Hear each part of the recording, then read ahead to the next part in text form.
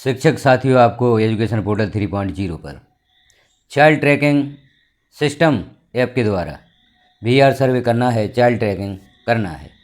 यह कार्य आप किस प्रकार से करेंगे? तो सर्वप्रथम आपके शाला प्रभारी आपको मकान अलॉट करेंगे।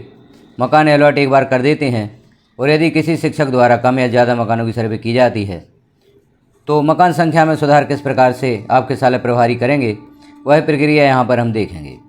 तो सर्वप्रथम शाला प्रभारी को एजुकेशन पोर्टल 3.0 को लॉगिन करना होगा। शाला के यूडाइज कोड, पासवर्ड यहाँ पर फिल करके, तो वह यूजर नेम में विद्यालय का डाइज कोड लिखेंगे, पासवर्ड लिखेंगे, कैप्चा फिल करेंगे और लॉगिन करेंगे। लॉगिन करने के पश्चात हम देखते हैं कि यदि एक बार मकान आवंटित कर दिए हैं और यदि उस मकान आवंटन में हाउस एलोकेशन में किसी प्रकार का सुधार करना चाहते हैं तो किस प्रकार से करेंगे, क्योंकि मकान सुधार करने में कई प्रकार की प्रॉब्लम्स जा रही हैं शाला प्रभारियों को।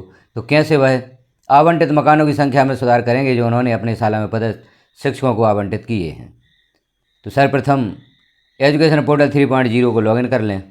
लॉगिन करने के पश्चात यह पेज ओपन होगा। जहाँ लेफ्ट साइड में आप ऑप्शन देख रहे हैं तो यहाँ ऑप्शन देखना होगा चाइल्ड ट्रैकिंग का। तो यहाँ नीचे से चौथे नंबर पर हम देख रहे हैं चाइल्ड ट्रैकिंग सिस्टम। इस पर आप क्लिक करेंगे। इस पर जैसे ही क्लिक करेंगे तो आगे और भी ऑप्शन यहाँ पर शो होंगे। अब आप सूची देखना चाहते हैं कि जिन शिक्षकों को आपने मकान आवंटित किए हैं, तो जैसे पूर्व में हमने देखा था हाउस होल्ड लोकेशन पर आप क्लिक करेंगे तो शिक्षकों की सूची यहाँ पर ओपन हो जाती है। आपने यहाँ प्रत्येक शिक्षक को 50-50 मकान अलॉट कर दिए थे। अब इनके द्वारा कम या अधिक मकानों की सर्वे की जाती है तो नंबर ऑफ हाउस एलोटेड में आप परिवर्तन कैसे करेंगे? तो यह जो सूची ओपन हुई है, हमने यहाँ पर हाउस होल्ड ए लोकेशन पर क्लिक किया था। जो आपने शिक्षकों को मकान आवंटित किए थे उनकी सूची यहाँ पर ओपन होती है। अब आप इनकी संख्या में, मकानों की संख्या में परिवर्तन करना चाहते हैं तो एक्शन में जो एडिट का बटन है इस पर आप क्लिक करेंगे। इस पर जैसे ही क्लिक करेंगे तो अब यहाँ आप देख रहे हैं ए लोकेशन डेट यहाँ पर लिखी हुई है। डेजिग्नेशन नेम यहाँ परिवर्तित करना चाहते हैं या परिवर्तित कर ही दें आप एक बार और सिलेक्ट पर क्लिक करें। यदि यहाँ पर सिलेक्ट नहीं होता तो आप यहाँ पर पहले कोई एक पद परिवर्तित कर दें। जैसे उच्च माध्यमिक शिक्षक हमने परिवर्तित कर दिया। अब यहाँ पर आप सिलेक्ट करते हैं, सिलेक्ट नहीं होता तो आप पुनः यहीं से प्रारंभ करें। डेट, डेजिग्नेशन यहाँ पर जैसे माध्यमिक शिक्षक हम सिलेक्ट करते हैं। अब आप एम्प्लॉय नेम सिलेक्ट करना चाहते हैं तो यहाँ पर नाम ओपन होगा।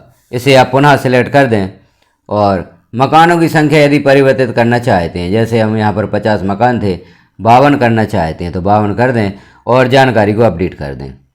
Are you sure you want to update this record? Update पर आप क्लिक करेंगे तो यहाँ पर लिखा हुआ है दिस डेट।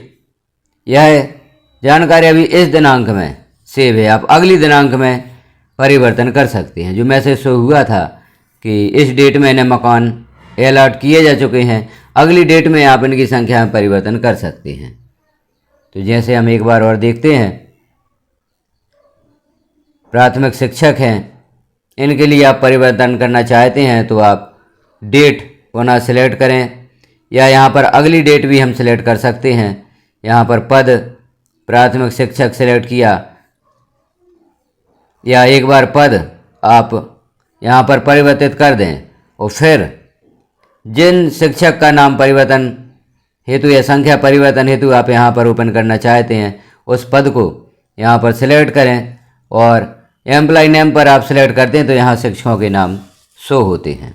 अब आप देखेंगे यहाँ जिस शिक्षक के मकान संख्या में आप परिवर्तन करना चाहते हैं उसे सिलेक्ट कर दें और यहाँ पर मकान संख्या आप परिवर्तित कर सकते हैं। 50 की जगह हमने 55 किया। इस रिकॉर्ड को आप अपडेट करेंगे तो जैसे हम अपडेट करते हैं, are you sure you want to update this record, इसे आप अपडेट करें। अपडेट जैसे ही करते हैं तो रिकॉर्ड सेव्ड सक्सेसफुली। अर्थात यदि आप मकानों की संख्या में परिवर्तन करना चाहते हैं शिक्षकों की, तो यहाँ पर जो हमने देखा था दिनांक, जिस दिनांक में आप शिक्षकों को मकान आवंटित कर रहे हैं वह दिनांक आपको परिवर्तित करनी होगी। और डेजिग्नेशन में जैसे पहले से सिलेक्ट प्राथमिक शिक्षक है तो एक बार आप माध्यमिक या उच्च माध्यमिक सिलेक्ट कर दें और फिर प्राथमिक शिक्षक सिलेक्ट कर दें। उसके पश्चात ही यहाँ पर नाम शो होते हैं यदि आप मकान संख्या में परिवर्तन करना चाहते हैं। तो इस प्रक्रिया के द्वारा आप शिक्षकों को मकान आवंटित कर सकते हैं और यदि मकानों की संख्या में परिवर्तन करना चाहते हैं तो इसी प्रक्रिया के द्वारा आप परिवर्तन कर सकते हैं। आपको डेसिग्नेशन एक बार पुनः कोई अन्य सेलेक्ट करना होगा, फिर वही डेसिग्नेशन आप सेलेक्ट करेंगे जिन शिक्षक की मकान संख्या में परिवर्तन करना चाहते हैं। डेट भी आपको जिस दिनांक में आपने मकान अलॉट किए हैं वह डेट भी आपको परिवर्तित करनी होगी। अगली डेट में आप मकानों की संख्या में परिवर्तन कर सकते हैं। तो जानकारी कैसी लगी आपको कमेंट में एक बार अवश्य बताएं। चैनल पर पहली बार है तो चैनल को सब्सक्राइब कर लें, जानकारी को अन्य साथियों में शेयर करें, बेल आइकन को क्लिक कर ऑल पर प्रेस कर दें ताकि जैसे ही अन्य महत्वपूर्ण जानकारी चैनल पर पब्लिश की जाती है तो वह नोटिफिकेशन के रूप में आपको प्राप्त हो सके। वीडियो को लास्ट तक देखने के लिए आपका धन्यवाद।